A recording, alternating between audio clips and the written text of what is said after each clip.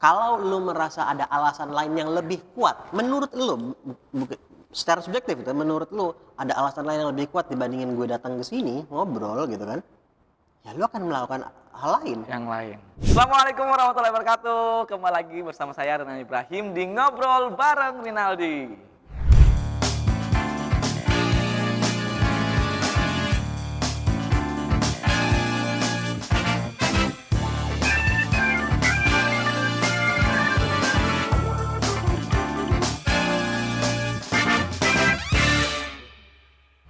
Sesi kali ini kita mengundang tamu spesial. Kita akan belajar tentang bagaimana kita menjalani hidup, cara mengatur supaya bisa lebih lebih enak lah hidupnya kita ini. Lebih terarah, lebih teratur seperti apa. Dan saya mengundang kakak mentor saya yang luar biasa, Kak Ali Zainal Abidin. Assalamualaikum warahmatullahi wabarakatuh. Apa kabar, Nal? Baik, Kak, alhamdulillah. Dan saya senang banget ini kita bisa ngobrol-ngobrol bareng di sini. Karena saya kayaknya butuh pencerahan hidup sih. Siang-siang gini butuh kurang cerah apa lagi? Memang kehidupan itu perlu dicerahkan terus nih, Mas Ali. Kadang kan kita down banget ya.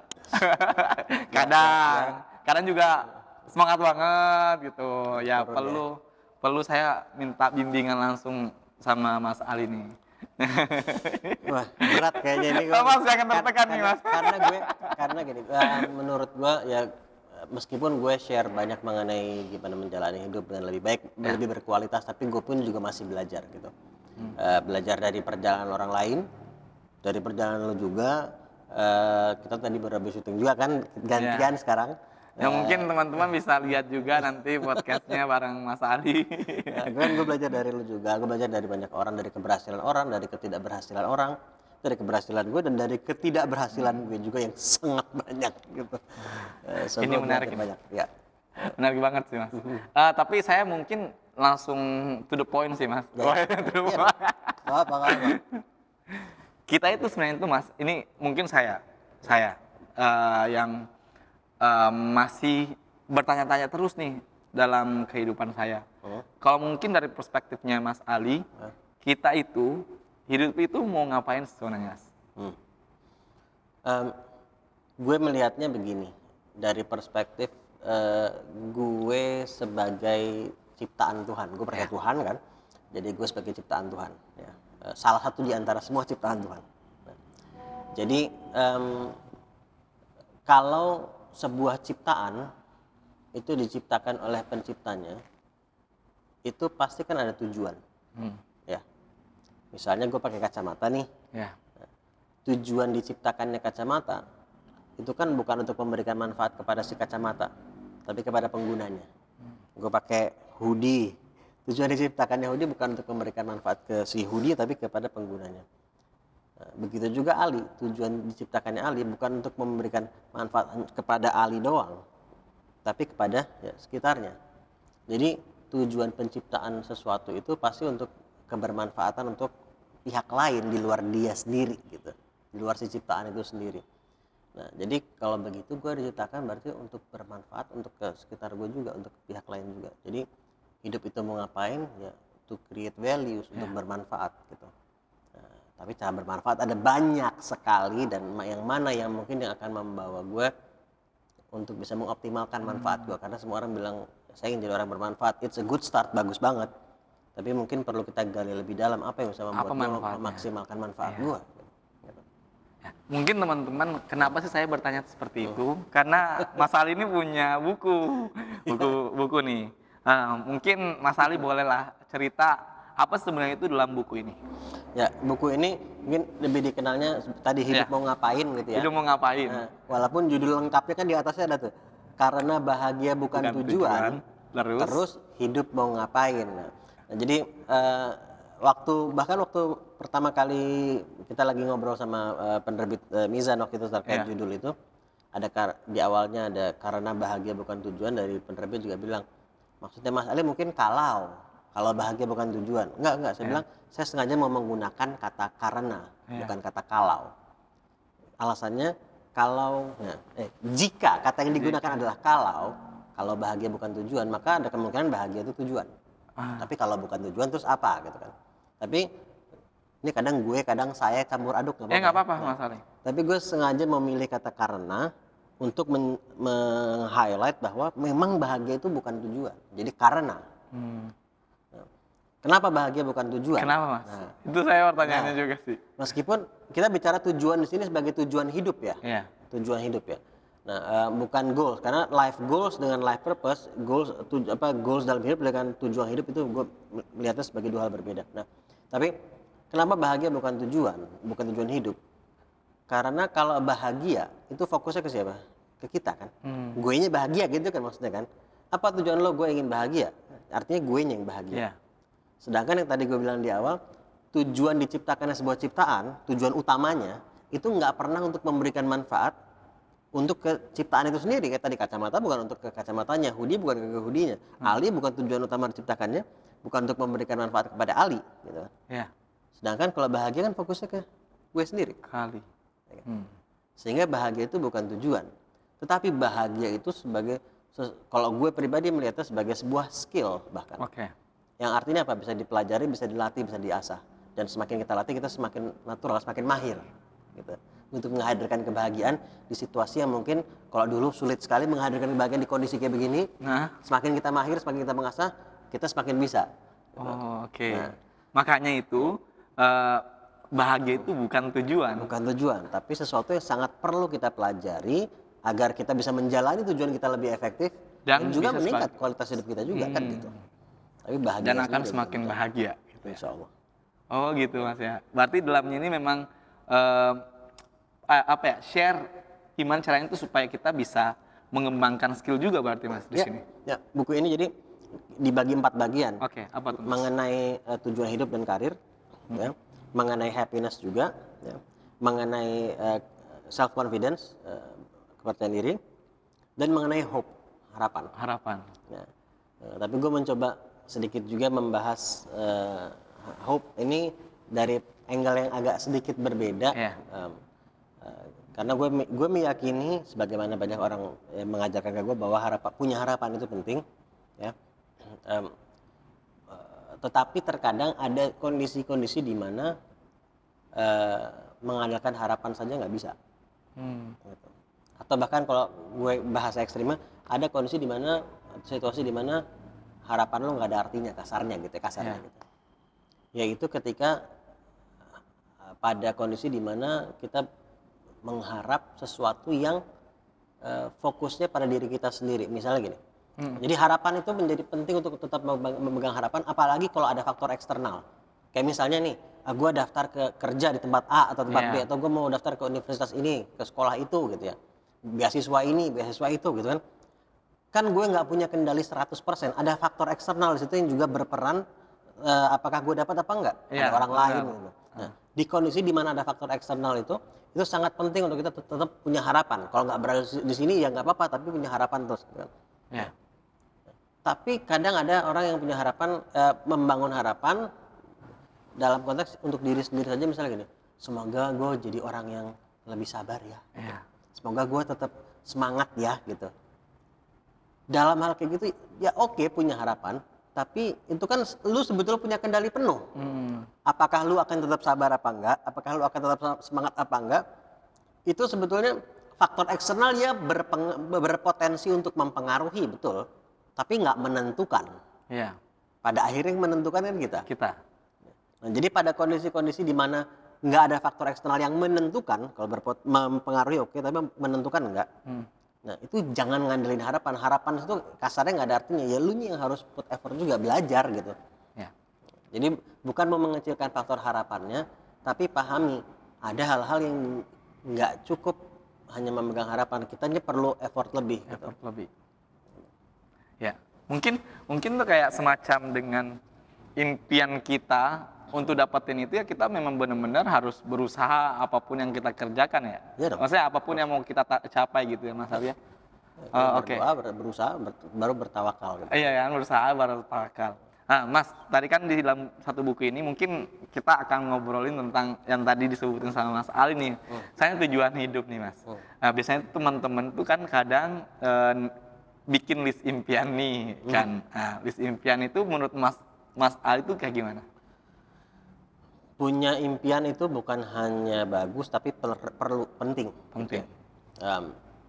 Namun juga yang perlu kita gali lagi adalah kenapa kita punya impian itu. Jadi karena banyak orang yang sebetulnya dari pengalaman gue yang ketika tanya apa tujuan lo gitu ya, nggak usah ngomongin tujuan hidup deh gitu, apa goals lo gitu misalnya ya, atau impian tadi gitu ya. Banyak yang antara nggak tahu atau jawabannya ya saya ingin lebih kaya, saya ingin bahagia, saya ingin sukses apa gitu. Itu jawaban orang-orang yang masih belum tahu sebetulnya secara spesifik apa gitu. Dan kalau nggak spesifik akhirnya kita juga, dan apalagi kita nggak punya alasan yang kuat kenapa. Karena karena pengen aja, karena kayaknya asik, karena ya siapa juga yang nggak pengen jawaban-jawaban yang nggak jelas sebenarnya. Nah, dan dari pengalaman gue, ya ketika kita punya tujuan yang satu spesifik dan alasan yang kuat. Karena at the end of the day pada akhirnya kita ini semua digerakkan oleh alasan, baik itu sadar ataupun bawah sadar gitu. Kenapa gue duduk di sini ngobrol sama lu, kenapa lu ngajak gue ngobrol, ada alasannya. Kalau enggak lu nggak akan meluangkan waktu lu ke sini, nggak akan menggerakkan kaki lu ke sini gitu kan. Semua yang kita lakukan dari momen ke momen pasti ada alasannya, baik itu sadar ataupun bawah sadar. Nah, kalau lu merasa ada alasan lain yang lebih kuat, menurut lu, secara subjektif itu, menurut lu ada alasan lain yang lebih kuat dibandingin gue datang ke sini ngobrol gitu kan, ya lu akan melakukan hal lain. Yang lain. Nah, jadi belajar, menurut kita juga bisa belajar satu menemukan kenapa ini penting. Dan kalau memang kita menyadari ini penting, tapi kita ingin menjaga semangat dalam menjalaninya, nah kita bisa belajar juga untuk tetap menghadirkan urgensi atas alasan tadi. Menyiapkan urgensi setiap ada alasan. Menghadirkan urgensi dan menjaga urgensinya. Gue dulu sebelum pandemi ada workshop namanya kebelet hidup kita. Gimana sih Pak? Itu orang apa kebelet hidup karena kalau di kamus KBBI itu kebelet itu artinya ingin sekali untuk hidup atau keinginan yang sudah tidak tertahankan. Ini kita ngobrol nih ya, kalau seandainya salah satu di antara kita kebelet ke toilet gitu, yang udah benar-benar kebelet ya katar dulu gitu kan. Jadi artinya apa, ketika udah kebelet levelnya you will take action. Itu intinya. Lu mau ketemu siapapun juga, kayak lagi nonton film tegang-tegang, kalau udah benar-benar nggak kuat, lu akan take action. Pasti jalan. Langsung ke sana. Kan? Artinya you will take action. Nah, jadi ada urgency di situ kan. Ada urgency. Yang namanya kebelet itu urgent. Nah, kebelet hidup ini bagaimana kita bisa menghadirkan urgency seakan-akan levelnya ke level kebelet tadi itu, tapi untuk hal-hal yang positif dalam hidup kita. Urgency untuk mengembangkan diri kita menjadi orang yang lebih berani kah, yang lebih bijak kah, lebih sabar kah, lebih bersyukur kah, lebih mau bangkit kah?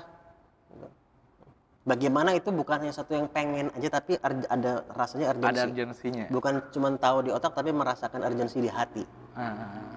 Karena otak ini akan selalu kalah sama hati. Meskipun gue tahu sih di otak ini harus menjaga kesehatan sih. Tahu sih gue harus begini. Tapi ketika hatinya pasti akan lebih dominan hati. Karena proses membuat keputusan itu bagian otak yang punya peran paling besar adalah otak limbik, itu emotional brain kita. Jadi rasio logika pasti akan kalah sama emotion pada akhirnya. Oke deh. Menarik. Diminum saya. Ngopi dulu. Nah, kan biasanya itu kalau misalnya kita mungkin karena memang di sini tuh kebanyakan tuh teman-teman yang ngikutin saya itu kebanyakan tuh mereka tuh memang punya banyak keinginan, punya banyak mimpi, Mas gitu. Kayak kalau dari caranya Mas sendiri, gimana sih caranya itu untuk bisa mewujudkan mimpi?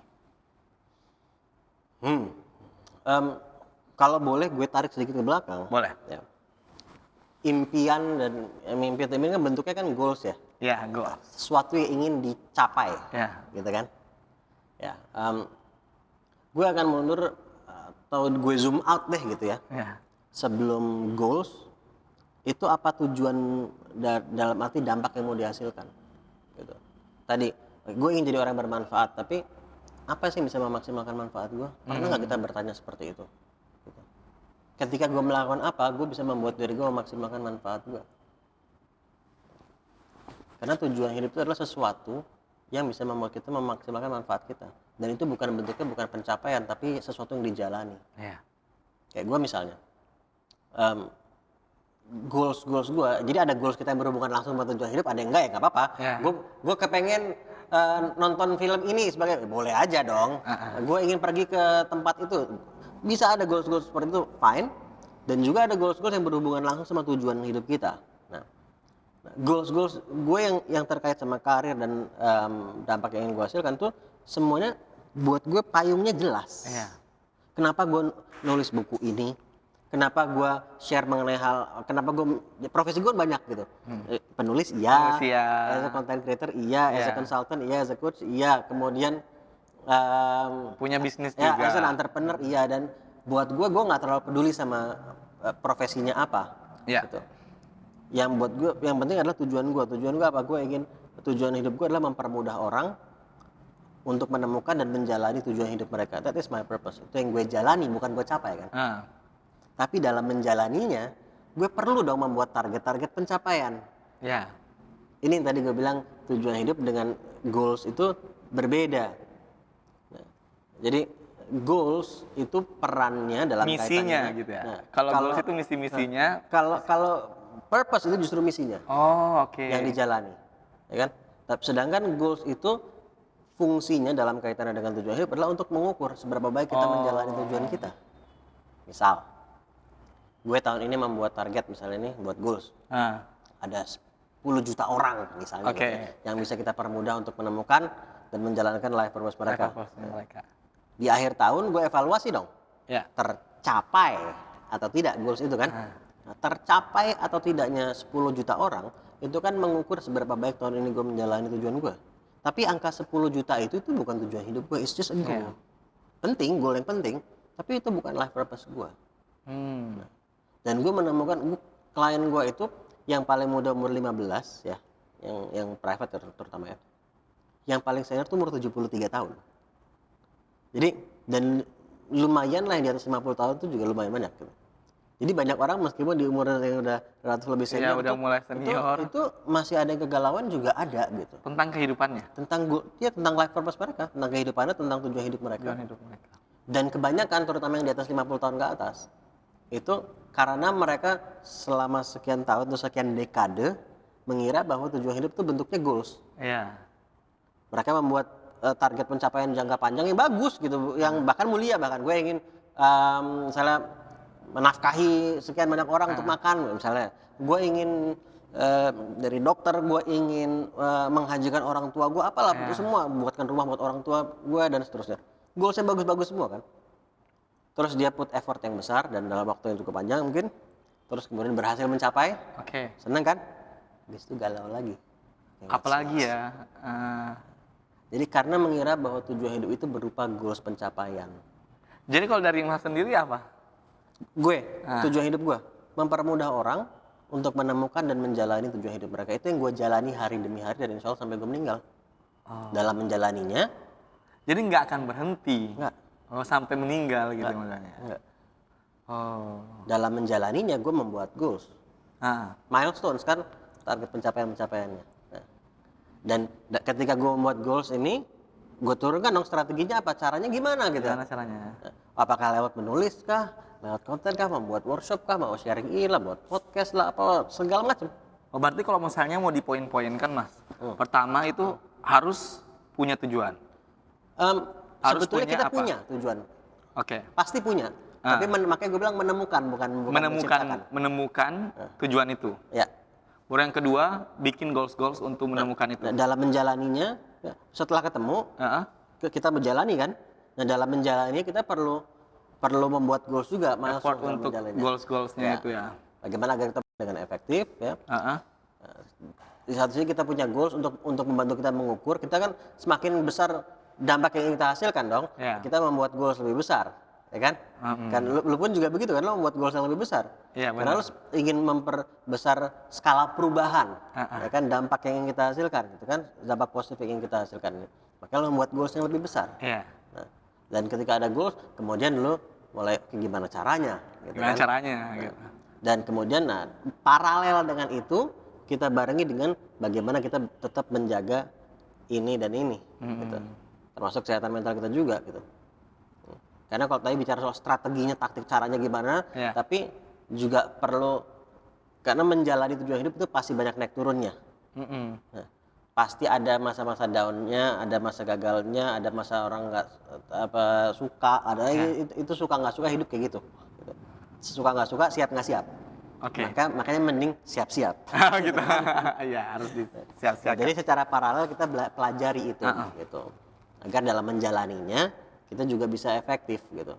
Karena kalau kita kita udah tahu tujuan kita apa, kita udah set goals juga, kita terus bergerak menjalaninya. Terus pas gagal kita dropnya bisa panjang, kalau gagal berarti harus siap. Iya, kalau pas terus ada kegagalan, ada penolakan, kita downnya berbulan-bulan, berminggu-minggu, jadi akhirnya kan kurang efektif. Seandainya kita punya kemampuan untuk mengelola emotion kita dan pikiran kita dengan lebih baik, kita mungkin bukan berminggu-minggu, mungkin 2 hari lah, oke, gue down, habis itu gue bangkit lagi. Gitu kan. Nah, jadi paralel dengan menjalani tujuan itu, kita juga terus perlu mengasah yang dan ini juga. Gitu. Kalau menurut gue. Dan itu memang perlu untuk setiap orang yang memang punya mimpi, punya something yang mau dicapai gitu. Ya harus dipersiapkan juga, mentalnya harus dikuatkan, dan memang harus melek dengan situ juga ya. Dan bahkan sebetulnya kita menyadari tujuan kita apa ataupun tidak, tetap perlu. Karena tantangan itu kondisi-kondisi yang tidak mengenakan untuk kita, itu akan tetap terjadi terlepas lu tahu tujuan lu apa enggak. Itu kan. Kita nggak tahu tujuan kita, tetap aja ada kegagalan, tetap aja ada kondisi yang di luar ekspektasi kita, di bawah ekspektasi kita, gitu kan. Yang nggak seperti kita harapkan, itu akan tetap ada. Jadi dalam konteks apapun sebetulnya perlu untuk mempelajari mengenai hal ini, mengasah diri kita, bagaimana mengelola pikiran lebih baik, mengelola hati lebih baik, gitu. Jadi kalau misalnya saya simpulkan juga, Mas, berarti kalau kita punya target, punya punya impian gitu, punya impian mau dicapai, ya kita harus siapkan mental kita yang sebaik mungkin, supaya kita juga nanti pada saat kita mau mencapai sesuatu itu, ya kita harus tetap selalu stay cool gitu, kondisi mental kita. Dan itu penting. Sangat penting. Itu sangat penting lagi. Mas Ali, saya mau nanya mengenai LOA. Itu menarik sih, karena itu istilah anak muda itu kayak, wow, bagus nih, saya pelajari dengan maksimal itu. LOA itu dari Mas Ali itu kayak gimana sih, Mas? Law of Attraction ya, hukum tarik menarik ini. Kita punya waktu berapa lama ya? butuh berapa lama, Mas Ali? Buat seri loh. Mungkin ininya aja, intinya saja. Oke. Jadi Law of Attraction atau hukum tarik menarik. Saya nggak tahu nih pemahaman kalian sejauh ini apa mengenai Law of Attraction nih buat yang nyimak ini ya. Karena banyak yang menurut gue belum lengkap, bukan salah, tapi belum lengkap. Incomplete. Kalau yang ini saya bilang kayak, apa yang kamu tanamkan dalam dirimu itu yang akan terjadi. Bener nggak yang kayak gitu? Nah, itu benar. Nah, makanya tadi dia bilang, apakah itu benar apa salah? Itu benar. Apakah itu lo lengkap untuk memanfaatkan Law of Attraction dengan efektif? Belum. Kenapa, Mas? Coba. Jadi, dan gue bilang begini ya, dari pengalaman. Ya, dari pengalaman awal gue mendengar Law of Attraction pertama kali itu waktu dulu bukunya Rhonda Byrne itu keluar, The Secret ya, yang sempat heboh banget, dan kemudian ada filmnya juga, dibuat filmnya, dan gue waktu itu sinis sama Law of Attraction. Ya. Nah, jadi bukan skeptis tapi sinis. Kenapa sinis? Sinis karena menurut gue filmnya itu, dokumenter itu lebay. Cara dibawakannya menurut gue lebay. Secret, rahasia, ribuan tahun, dan dulu apa sih gitu. Dan akhirnya gue sinis. Gitu. Jadi apa? Dan waktu itu juga belum terlalu mendalami mengenai personal development juga. Tetapi kemudian gue melihat orang-orang di sekitar gue yang menerapkan, dan kemudian gue juga melihat hasilnya, gue jadi mulai penasaran. Jadi yang namanya sinis berubah menjadi skeptis tadi. Skeptis. Mulai ragu. Ya. Ada. Kalau ragu tuh lo mulai sedikit membuka diri lah gitu Membuka kan. diri lah, ya. Sedikit tadi kan nggak mau tahu tuh tadi. Mulai sedikit membuka diri. Oke lah gue coba terapkan. Nggak berhasil. Nggak berhasil. Nggak berhasil. Tambah sinis lagi. Enggak. Nggak tambah sinis, tapi gue mulai penasaran. Oke. Kenapa nggak berhasil? Nah, dan ternyata karena tadi salah satunya karena pemahaman gue pun juga masih belum tepat gitu ya, atau tadi incomplete lah gitu. Gue tadinya mengiranya apa yang lu tanamkan, apa yang lu pikirkan maka itu akan terjadi gitu kan.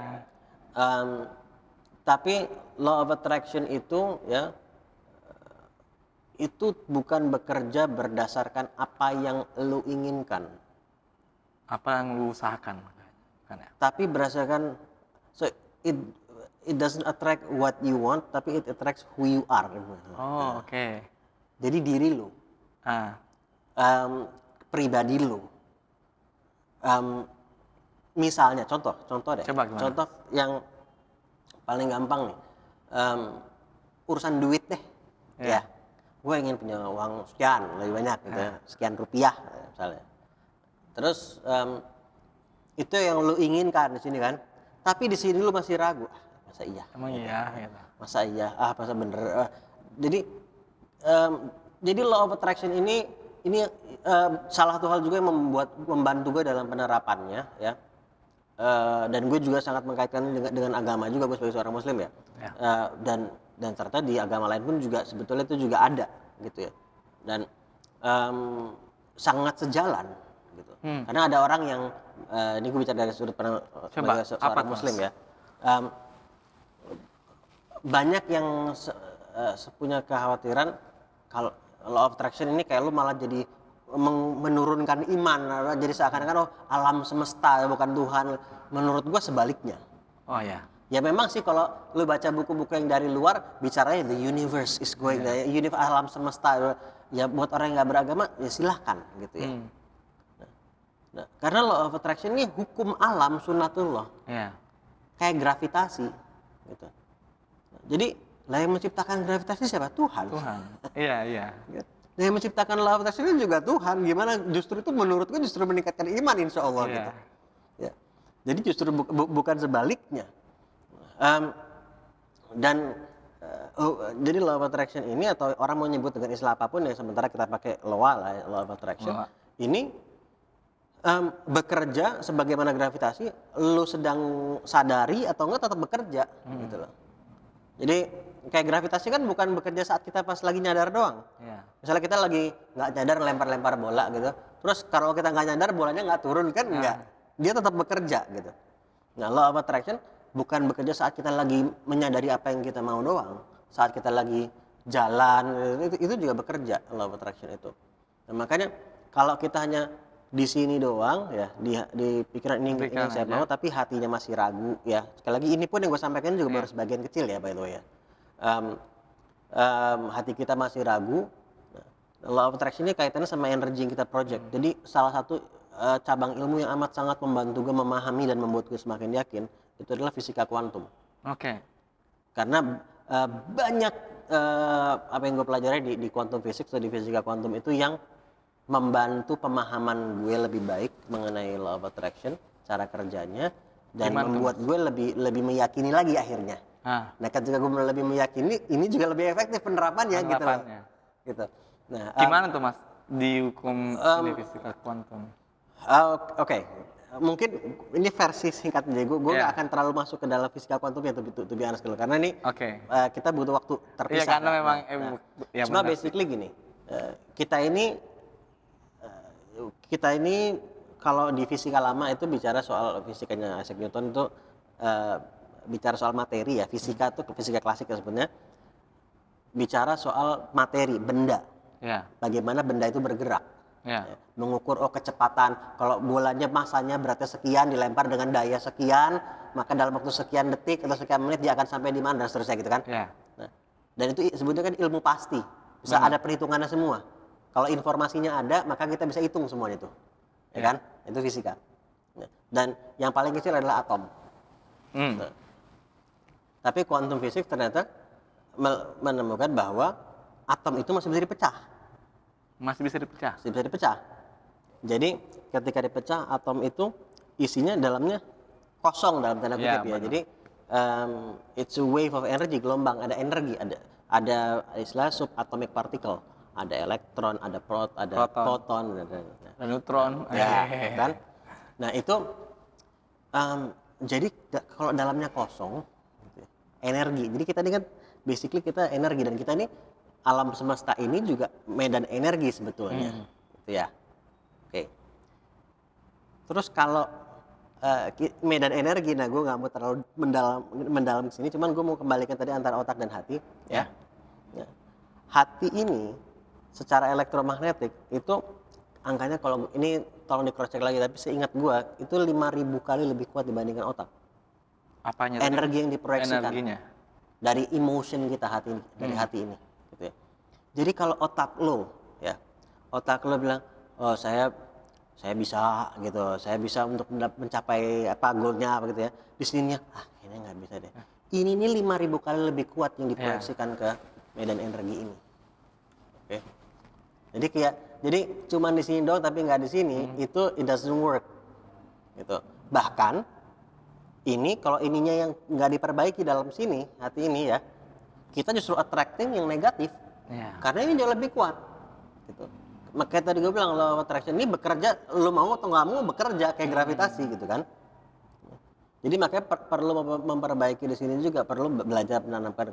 Kalau kita masih banyak rasa iri sama orang, dengki atau nggak suka ngeliat orang lain berhasil, ya it doesn't work. Gitu. Atau kalau misalnya it doesn't work, itu akan jauh lebih sulit gitu prosesnya. Karena masih bergelutnya itu di bagian, karena kita masih paling pentingnya.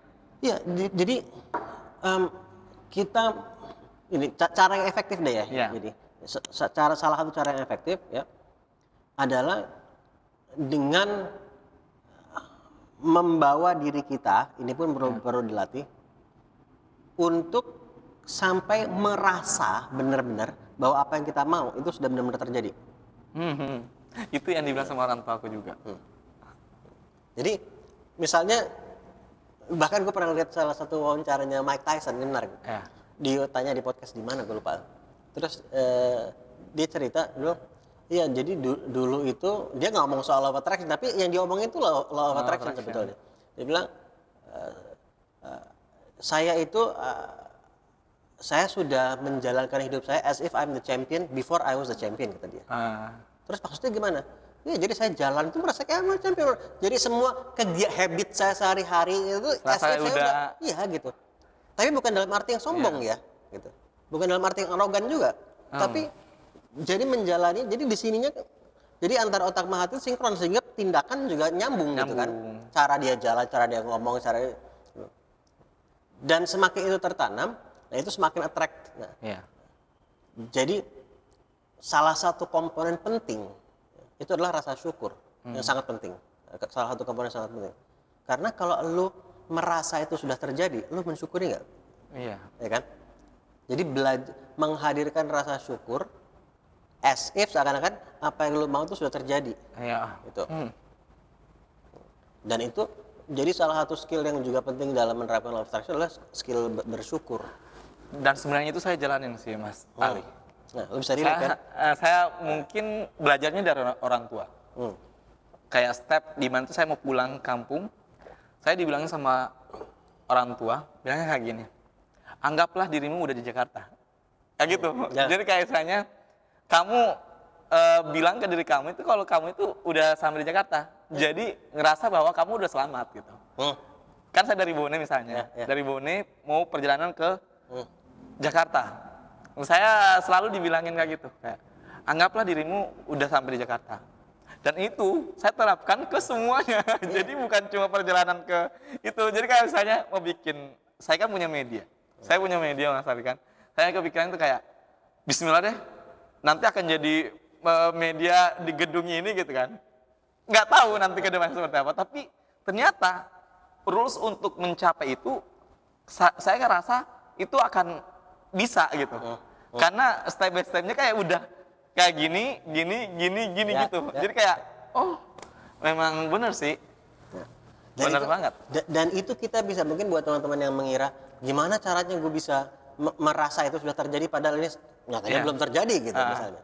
Nah, otak kita itu nggak bisa membedakan sesuatu yang kita sesuatu yang kita bayangkan sama sesuatu yang benar-benar terjadi. Ya. Jadi selama saat kita membayangkan, atau bahasa kerennya visualisasi gitu ya. Selama saat kita memvisualisasikan atau membayangkan itu, kita melibatkan emotion atau perasaan, buat otak itu akan diterjemahkan seakan-akan ini terjadi beneran. Dan sebenarnya kita menggunakan fitur, gue nyebutnya fitur nih, fitur otak yang ini nih, kita gunakan sehari-hari. Contoh, kita kan pernah memikirkan sesuatu yang terjadi di masa lalu, baru mikir dong udah sedih. Atau baru mikir dong udah ketawa-tawa sendiri, gitu kan. Padahal nggak sedang terjadi, udah lewat. Kok bisa? Karena tanpa kita sadari saat kita membayangkan kejadian itu, kita melibatkan perasaan, di otak mengiranya, ini terjadi lagi nih men. Ayo, badan produksi hormonnya, produksi neurotransmitternya, sehingga perasaan itu muncul kembali. Atau masa depan, mau ketemu orang, belum ketemu orangnya udah deg-degan duluan, udah excited duluan, udah malas duluan, udah malas banget. Kok bisa? Kan orangnya nggak di depan kita. Karena tanpa kita sadari saat kita membayangkan ketemu orang itu, kita melibatkan perasaan, sehingga dipikir otak ini terjadi sekarang. Sehingga perasaan tercipta sekarang. Terasa sekarang. Nah, ini fitur otak ini bisa kita manfaatkan. Kita memvisualisasikan apa yang tadi, si goals tadi itu misalnya, seakan-akan itu sudah tercapai. Dan lu membayangkan semakin spesifik visualnya, gambarnya ini, misalnya lagi di mana, lagi ngapain, ada siapa aja, apa yang lo dengar di situ, apa yang lo mungkin cium di situ, mungkin aroma tertentu, apapun itu. Ada siapa ngomong apa, lo lagi ngapain, bajunya apa, semua semakin detail, semakin efektif. Dan lo visualisasikan itu sehingga sampai titik di mana lo merasa ini it already happen di sini. Dan sampai muncul rasa syukur yang luar biasa itu. Nah, otak itu nggak bisa membedakan. Nah, jadi dipikir itu sudah benar-benar terjadi. Jadi lama, dan semakin ini bukan dilakukan sekali ya, bukan dilakukan 10 kali, berkali-kali gitu. Karena semakin sering ini lo lakukan, kan dipikir otak tuh sudah terjadi nih. Jadi seakan-akan itu jadi memori masa lalu, padahal belum terjadi. Paham ya? Seakan-akan jadi memori masa lalu. Nah, ketika lo apply this, dan gue bisa jelasin kenapa dari sisi fisika kuantum, cuman it's not the right time lah sekarang, panjang. Cuman seperti itu salah satu cara agar bisa lebih efektif menerapkannya. Dan setelah misalnya lo memvisualisasikan ini, dan semakin sering lo memvisualisasikan itu, lama-lama masuk otak bawah sadar juga. Ketika masuk otak bawah sadar, mulai jadi habit juga. Lama-lama lo akan melihat habit lo mulai berubah juga dalam keseharian lo. Karena lo merasa it's already happen terus-menerus setiap hari. Pasti lo, bawaan lo, perangai lo, perilaku lo, pasti pelan-pelan akan secara bertahap akan mulai berubah. Benar. Gitu. Benar sih. Akan mulai berubah, dan itu lo mulai attracting, mendekat sama si reality ini, gitu ya.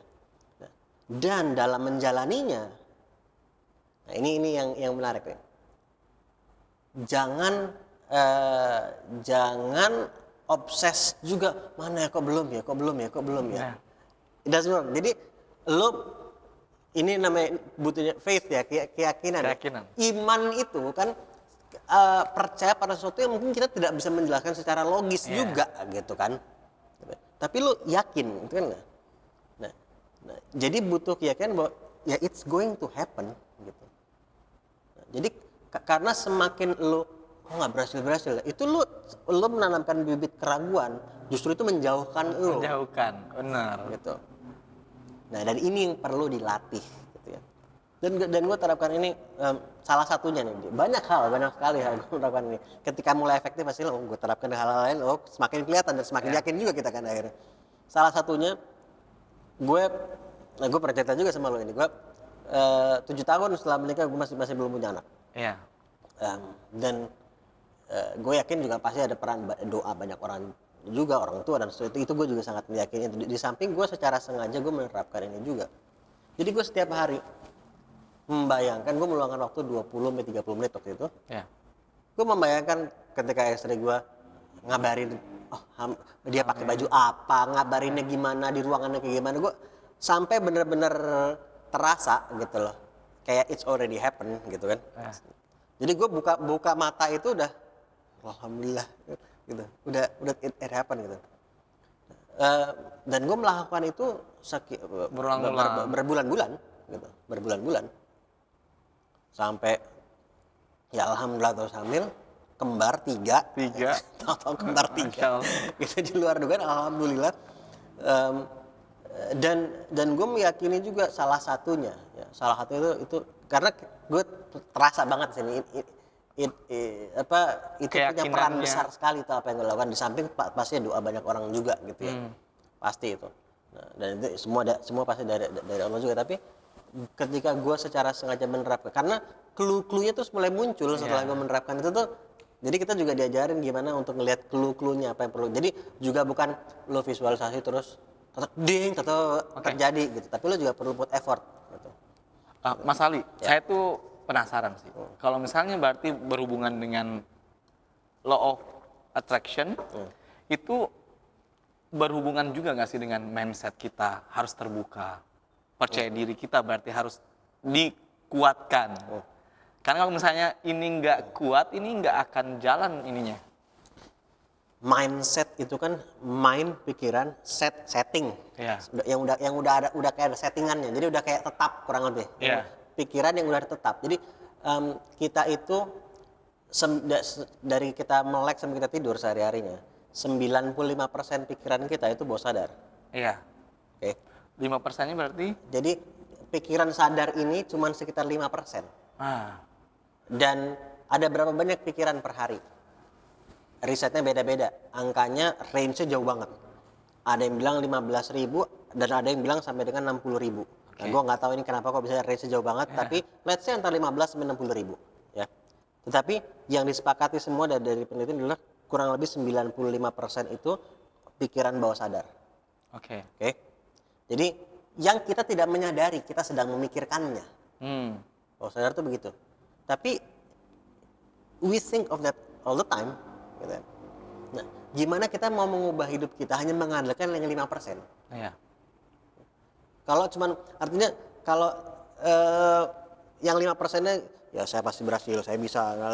Tapi yang 95%-nya bilang, lu tuh nggak bisa ngapa-ngapain, lu nggak bisa, lu dulu gagal kok, mana sekarang nggak, mana mungkin sekarang berhasil lagi, lu udah nyoba berapa kali gitu.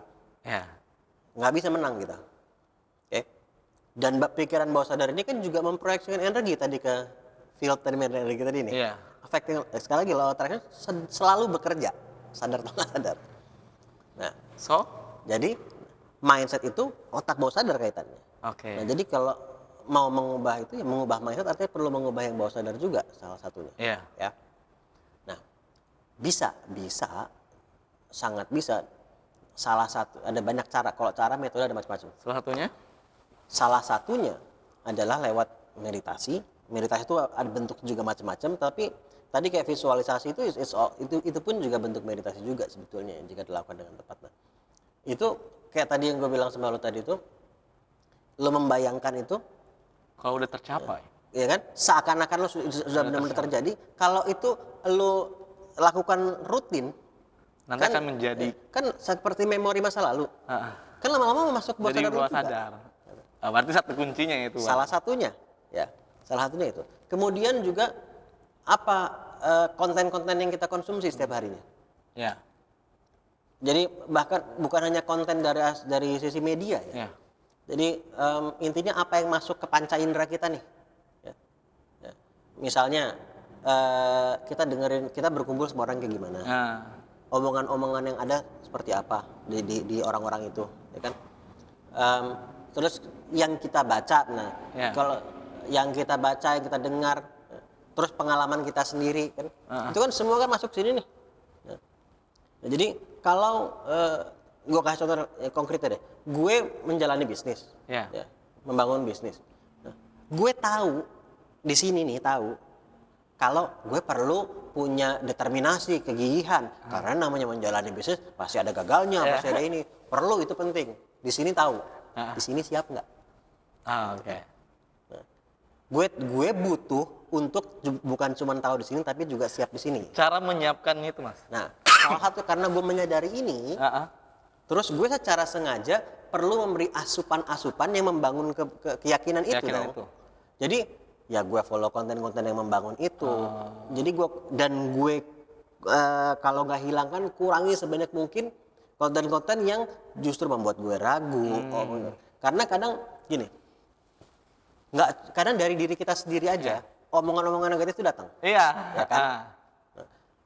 Kalau dari diri kita aja karena udah suka datang, jangan kita perbanyak lagi dari orang-orang luar gitu loh. Dan kitanya ibaratnya ini, kalau ya ini gelas ini ya misalnya, gelas ini nih dituang sama omongan-omongan negatif nih. Ya.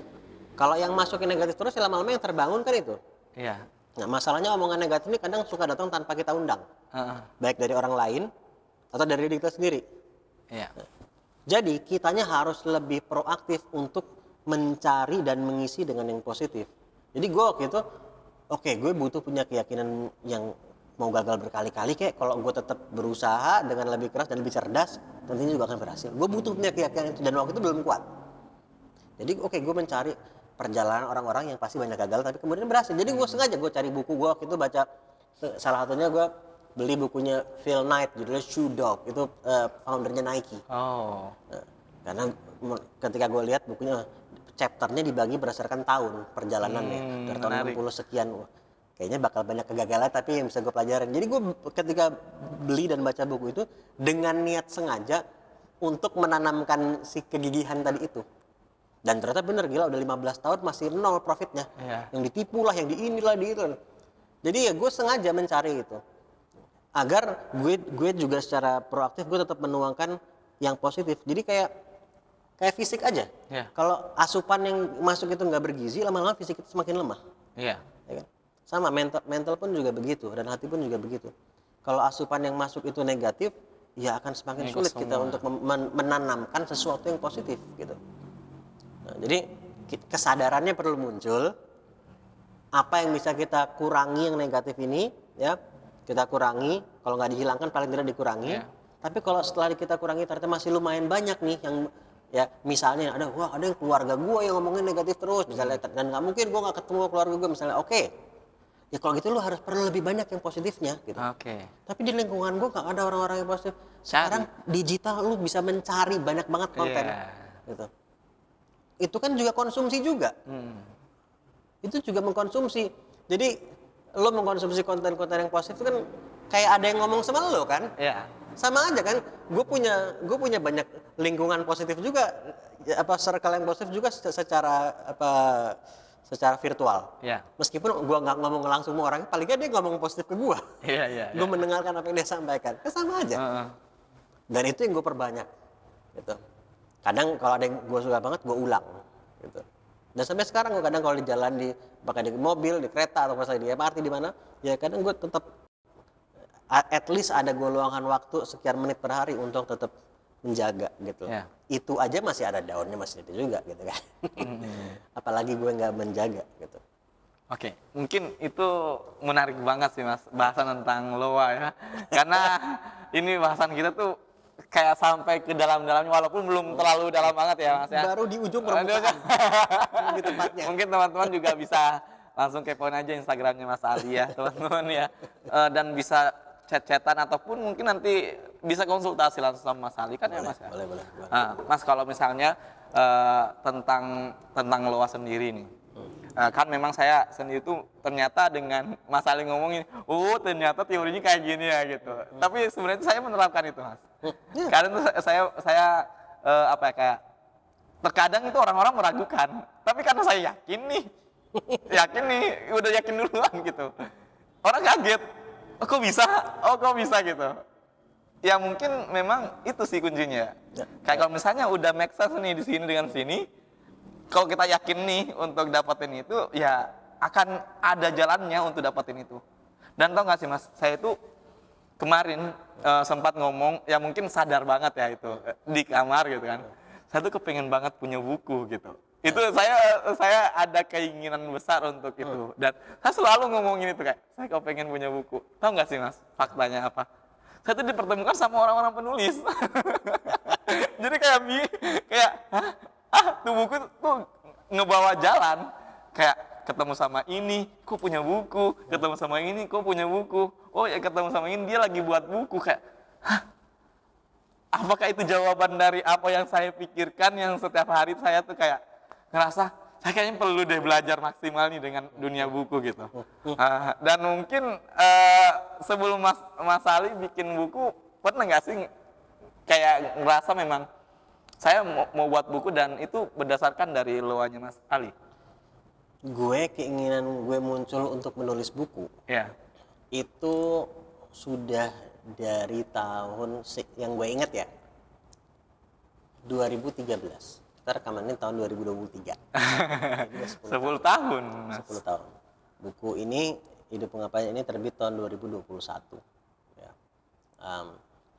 Dan bahkan waktu gue muncul keinginan untuk menulis buku, bukan buku ini yang mau gue tulis waktu itu. Oh ya. Jadi, apa Mas waktu itu? Jadi ada buku, temanya sama mengenai life purpose ya, mengenai tujuan hidup. Dan alasan gue pun ingin menulis buku itu waktu itu karena gue menemukan, karena gue belajar dari banyak sekali orang. Gue belajar dari banyak orang yang ngajarin gue gitu ya. Gue mempelajari, gue mendalami mengenai life purpose ini cukup lama, serius. Gue bisa bilang gue punya expertise dalam hal ini, bukan dalam arti yang sombong ya. Ya sebagaimana orang yang mendalami fisika dia punya keahlian di fisika gitu. Orang yang mendalami kedokteran dia punya keahlian di kedokteran. Gue mendalami bidang ini gitu. Walaupun gue sadar gue juga perlu terus belajar gitu ya. Jadi tapi gue punya confidence yang cukup bahwa ya gue punya keahlian di bidang ini. Nah, karena gue juga belajar banyak dari orang-orang lain juga, dan dari apa yang gue pelajari sejauh ini, gue belum menemukan, ini mudah-mudahan nggak disalahpahami ya kalimat ini ya. Gue belum menemukan penjelasan yang cukup komprehensif sebagaimana yang kita proses menemukan life purpose itu sendiri gitu. Jadi gue menemukan dari si A gitu yang ngajarin gue gini, mentor gue, dan dari buku-buku yang gue pelajari juga, dari video dan seterusnya, bicara misalnya ABC-nya mengenai life purpose. Ada yang bilang mengenai JKL-nya, ada yang bilang mengenai OPQ-nya gitu. Dan ada yang berbeda sekali gitu, dan orang jadi agak malah lebih sulit untuk menemukan life purpose-nya. Dan ketika apa yang gue terapkan dalam memfasilitasi orang itu alhamdulillah efektif, dan gue menjalani ini orang dari sektor berbeda, budaya berbeda, agama berbeda, negara berbeda, benua berbeda, klien-klien dari ya Indonesia, dari Asia, dari Amerika Selatan, dari Afrika, dari Eropa, dari Australia dan sebagainya. Jadi ketika ini efektif ya, ternyata untuk mereka semua, terus muncul rasa tanggung jawab, oke, I need to share this gitu. Ya, mungkin akan banyak, itulah muncul idenya nulis waktu itu. Nulis. Nah, jadi ada buku yang sebetulnya, ini pertama kali nih gue ngomong publik nih. Masya Allah ini. Ada buku yang gue tulis sebelum gue nulis buku ini. Sebetulnya.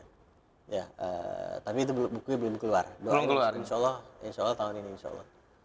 Dan ternyata sebenarnya itu buku yang pertama. Ya. Karena buku itu lebih apa ya? How to, benar-benar step by stepnya gitu. Jadi buku itu memfasilitasi the whole proses menemukan life purpose gitu. Ya, jadi dengan exercise-nya, dengan semua. Dan buku ini karena waktu dulu mikirnya, oke, ini kayaknya bukan cuma orang Indonesia aja yang butuh gitu ya. Sehingga gue nulis dalam bahasa Inggris gitu. Nah, itulah kenapa lebih lama prosesnya, karena mencari penerbit di luar itu prosesnya it's more challenging gitu ya. Apalagi penulis dari Indonesia seperti itu. Jadi tapi doain lah insya Allah dalam insya Allah tahun ini. Amin. Insya Allah. Amin. Gitu. Ya gitulah. Oke Mas Ali, tentang buku nih. Kan saya juga tipikal orang yang kayak masih bergelut dengan pikiranku supaya bisa belajar lewat buku. Tapi saya tipikalnya tuh suka visual. Suka audio gitu. Saya kayak sering mendengarkan, sering melihat, lebih suka mengamati kayak gitu. Mungkin orang bilang tuh tipikal itu. Kan ada orang yang suka audio, ada yang suka membaca. Kalau saya suka langsung tulis juga kan. Kayak kinestetik ya, saya kayaknya tipikalnya gitu. Nah, jadi pada saat saya lihat bukunya, baca bukunya itu kayak ini apa namanya? Kayak kesulitan gitu. Kayak aduh capek deh baca gitu. Tapi kalau dengerin orang cerita tentang isi bukunya itu kayak seneng bener gitu. Nah, mungkin dari Mas Ali sendiri tuh, mungkin teman-teman juga nih lewat video ini gitu, banyak yang mau belajar juga nih Mas Ali. Gimana sih caranya supaya kita tuh benar-benar tuh bisa, karena memang Mas Ali suka baca buku ya. Jadi kayak mungkin saya mau belajar tipsnya gitu. Mungkin bisa berhubungan dengan alam bawah sadar kita supaya terdoktrin nih. Kayak gue wajib baca buku. Oke, dari apa yang lo sampaikan barusan, Ya. itu menunjukkan lu punya belief di bawah sadar lu bahwa lu gampang bosen kalau baca buku. Itu juga belief, itu udah keyakinan bawah sadar juga. Jadi mungkin itu yang ngedorong saya untuk nggak Jadi baca buku. Tanpa lu sadari mungkin lu udah jadi biasanya kalau orang punya kalimat saya tuh orangnya begini, saya tuh tipe orangnya begitu. Itu adalah belief. Udah nutup. Nah, jadi kalimat seperti itu adalah belief kan, keyakinan. Dan saya itu orangnya nggak bisa ngomong depan orang. Saya, apapun lah, kalau udah saya itu tipe orangnya, saya itu begini, saya itu begitu orangnya, itu udah semua belief. Oke. Berarti itu hal Karena yang itu membuat kita mengeneralisir kan. Iya. Pernah nggak seumur hidup lu, misalnya ya, sekali deh paling nggak, lu baca buku mungkin, tapi lu terus tertarik, bacanya agak lama gitu. Pernah nggak membaca? Baca buku Atau membaca lah gitu ya. kalau mungkin pelajaran farmasi Waktu kuliah ya mungkin pasti baca sampai habis. Nah artinya lu pernah membaca sesuatu yang agak panjang dan lu tetap ada semangat lah gitu ya. Semangat, iya. Nah, itu sudah, dengan ada satu kejadian itu sudah bisa membantu untuk menghancurkan bahwa saya itu tipe orang, karena pernah seumur paling nggak sekali pernah. Iya. Nah, jadi yang ingin gue sampaikan gini, yang namanya belief atau keyakinan nggak usah mikir benar atau salah. Yang perlu kita pikirkan adalah bermanfaat apa enggak. Oke. Karena benar atau salah itu relatif. Karena buktinya lu pernah tuh baca buku. Iya. Berarti salah dong kalau lu orangnya enggak. Buktinya pernah walaupun sekali atau 2 kali atau 3 kali. Ketika lu punya alasan yang kuat, kembali ke alasan lagi kan, kembali ke awal. Berarti lebih ke alasan dulu ya Mas Ali? Nah, dan keyakinan bisa nggak gua? Iya. Tapi terkadang kalau alasan itu sangat kuat, keyakinan mau nggak mau ngikut. Kayak waktu kuliah tadi tuh. Karena alasannya sangat kuat. Kalau enggak, saya nggak bisa lulus nih. Gitu kan. Gue nggak lulus, nilai gue begini gitu kan. Akhirnya keyakinan mau nggak mau ngikut. Ya. Karena alasannya sangat kuat. Tapi kalau alasannya kuat tapi ya mungkin tingkat urgensinya nggak setinggi kayak waktu kuliah. Gitu. Nah itu mungkin bikin malas itu masih juga. Nah itu kita perlu tadi belajar mengubah keyakinan juga gitu kan. Karena itu kan statement identitas. Saya orangnya begitu, identitas. Kita label diri kita sendiri terkadang gitu. Saya orangnya nggak bisa baca buku lama, saya orang ini. Nah, perlu kita ubah. Nah, jadi bukan soal benar salah, tapi bermanfaat apa enggak. Taunya bermanfaat atau enggak dari mana? Ya goal kita apa, tujuan kita apa. Nah, kalau goals kita misalnya saya ingin bisa membaca buku dengan lama atau dengan semangat gitu misalnya apapun itu, ya berarti belief yang ini nggak bermanfaat dong. Perlu gue ubah dong belief ini. Nah, gue perlu membangun keyakinan yang baru sekarang. Ya kan, gue perlu membangun mindset yang baru nih, bahwa saya itu bisa. Nah, untuk mulai terbangun keyakinan tadi, gue ambil analogi kayak gitu. Jadi ini emotional kayak anggapnya otot, emotional muscle. Nah, kalau gue analogin kayak kita pergi ke gym gitu, kita pertama kali ngangkat ya, yang bisanya ngangkatnya yang ya saya 6 kilo, 7 kilo gitu misalnya ya. Ngangkat 6 kilo, 7 kilo, belum bisa suruh ngangkat yang 20 kilo yang besar gitu. Nah, terus satu langsung dikasih 20 kilo. Aduh nggak kuat gitu. Terus malas nggak bisa gitu ya. Ya udah, yang kecil-kecil dulu aja. Mulai membiasakan diri dan muscle kita, jadi otot itu tumbuhnya. Kalau kita bicara otot beneran ya, tumbuh itu jadi ada robekan. Jadi misalnya otot begini ya, otot kita segini nih. Ketika di exercise, akan ada lapisan yang mulai agak robek. Nah, ada robeknya ini yang membuat ruang untuk otot tumbuh. ya membesar. Nah, saat ada robekan itu nggak enak rasanya. Makanya pertumbuhan itu kadang ada pain-nya kan. Iya. Atau bukan kadang, mungkin selalu bahkan, ya kan? Ada pain-nya. Nah, jadi makanya kalau baru olahraga pertama kali besoknya badan nggak enak, sakit-sakit. Iya. Nah, tapi ketika terus kita kalau kita paham ini, kita tetap jalanin, lama-lama dengan beban yang sama, pain-nya udah menurun dan bahkan lama-lama nggak ada rasanya, udah nggak orang lari nggak biasa lari saat 5 kilo Ngap-ngap. langsung ngap kalau lo bertahap, Ya. ya kan gitu. Nah, membaca juga gitu, muscle lo sama, emotional muscle. Kalau lo jadiin proyek gitu, jadi kayak personal project. Oke, gue mau tahu deh, gue itu mulai merasa bosen di halaman keberapa? Ya. Di halaman ke-6. Oh, oke. Berarti coba dulu dong. Kalau gitu gue akan membaca 4 halaman deh per hari. Berarti dicoba dulu dong. Ya Mas Ali ya. Kayak oke, di challenge berapa halaman. Oh, oke, maksimal 4 halaman gitu. Oke. Oh, ternyata gue 4 halaman masih fine aja. Gue jalanin selama 2 minggu atau 3 minggu atau sebulan gitu. Jadi habit. Gue akan baca nggak lebih dari 4 halaman per hari. Oke. Ya kan? Dan kalau gue lihat dari kegiatan gue kayak 4 halaman cuma makan waktu berapa menit gitu kan, ya pasti bisa gitu kan.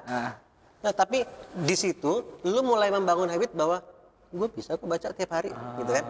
4 halaman, tapi 4 halaman setiap hari itu lu kalau satu buku 200 halaman, ya kan, lu sebulan hampir sebuku. Ya kan 120, ya kan. 4 kali 30 gitu. Iya. Ya kan? Nggak terasa gitu. Nah, udah terus kalau dan jadi gini, gimana kita bisa mengangkat yang 20 kilo kalau kita belum bisa ngangkat yang 6 kilo 7 kilo gitu kan, 10 kilo gitu. Nah, sama gimana kita bisa sekali membaca misalnya 30 halaman atau 40 halaman kalau kita belum bisa membaca sekali baca 3 halaman atau 4 halaman. Jadi gue mau target gue menjadi pribadi yang bisa membaca sehari 4 halaman. Oke, jalanin aja dulu. Nanti lama-lama udah terasa biasa. Wajib banget ini saya baca 3 halaman ya Mas. Bisa kan. Terus akhirnya gue jadi pribadi bisa membaca 7 halaman per hari. Lama-lama jadi the game is a momentum game gitu. So you create momentum gitu. Lama-lama ya terbentuk habit dan akhirnya terbentuk belief juga, keyakinan. Berubah. Oke, Mas Ali, mungkin ini berhubungan dengan buku ya. Dari Mas Ali sendiri tuh ada nggak rekomendasi buat anak-anak muda yang kayak ngatur tentang mungkin referensi-referensi Mas Ali waktu sebelum bikin buku ya. Mungkin teman-teman juga bisa kepoin juga nih dari apa yang dibuat sama Mas Ali. Tapi dari referensi Mas Ali tuh yang bisa mempengaruhi kita tuh bisa memperbaiki hidup lah jatuhnya ya. Itu apa aja Mas ininya, buku-bukunya? Buku ini, Cek. Ini satu ya. Enggak bercanda. Tapi insya Allah juga ada manfaat. Cuman ini di luar buku ini Mas tentunya ya. Wah, banyak banget sebetulnya ya. Yang pakai bahasa Indonesia deh supaya mereka seneng atau kayak mungkin ada translatannya. Ada. Tergantung genre-nya sebetulnya. Cuman kalau tadi nyambung soal habit, bukunya James Clear dan juga ada terjemahannya. Atomic Habits. Ya, saya punya bukunya tahu Mas. Nah, itu bagus banget itu. Karena itu juga ada kayak strategi aplikatif gitu. Oke. Nah, itu salah satunya ya. Kemudian soal happiness gue suka bukunya Mo Gaudat juga. Kalau judul bahasa Inggrisnya itu Solve for Happy. Tapi ada terjemahannya kalau nggak salah itu tolong cek ya. Judul bahasa Indonesia itu Rumus Bahagia. Rumus Bahagia. Menarik karena itu Mo Gaudat itu Chief Business Officer di Google X. Google X ini salah satu divisi di Google yang fokus pada produk-produk yang rahasia, yang futuristik gitulah ya. Dulu dia di situ dan jadi dia punya background engineering. Oke. Nah, tetapi dia justru menulis buku mengenai happiness. Jadi dia membahas mengenai happiness dari perspektif engineering. Itu menarik banget. Maka mungkin bahasa Indonesia makanya terjemahannya judulnya Rumus Bahagia. Rumus Bahagia. Nah, jadi Solve for Happy judul bahasa Inggrisnya itu menarik. Dan menariknya juga dia menulis buku itu setelah kejadian anaknya meninggal. Dan anaknya umur 21 tahun kalau nggak salah waktu itu. Meninggal itu malpraktek operasi usus buntu. Jadi operasi rutin dan kemudian meninggal, dan itu ya membuat ya very very painful lah pasti ya. Dan justru di momen seperti itu dia menulis buku mengenai happiness. Jadi ini unik banget kejadiannya. Mau Gaudat itu menarik. Terus banyak ya kalau buku-buku. Dan gue suka baca novel juga sebetulnya sih. Gue suka baca novel, gue suka baca buku-buku yang fiksi, gue suka. Tapi memang yang 2 buku ini mungkin menarik untuk dibaca sama teman-teman sih ya. Ya, tadi apa? Atomic Habits. Atomic Habits. Sama Happiness. Ya, kalau 2 itu. Kalau mungkin satu lagi gue tambahin. Apa tuh Mas?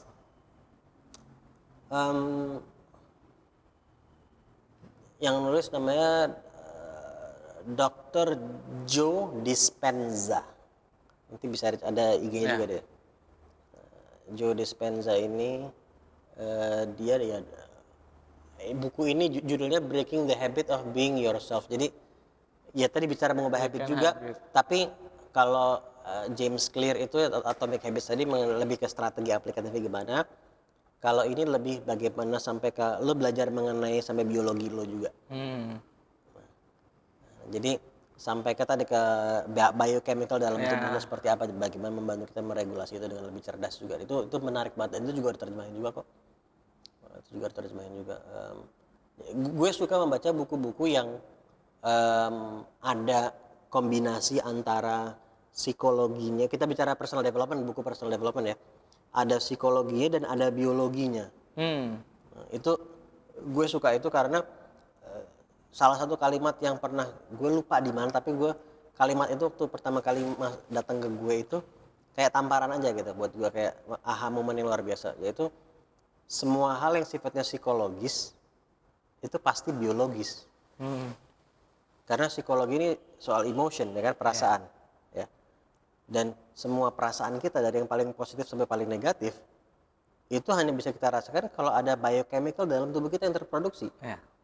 Hormon tertentu, neurotransmitter tertentu, dan berapa besar jumlahnya juga mempengaruhi intensitas perasaannya kan gitu. Nah, jadi nggak bisa lepas dari biologi gitu.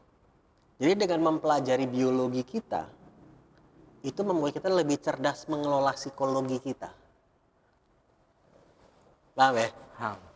Dan itu yang membawa gue mempelajari mengenai neuroscience, mengenai sel, syaraf, mengenai kemudian epigenetics, mengenai gen dan DNA kita, kemudian ada ilmu lagi yang relatif baru, neuroplasticity, itu menarik semuanya itu.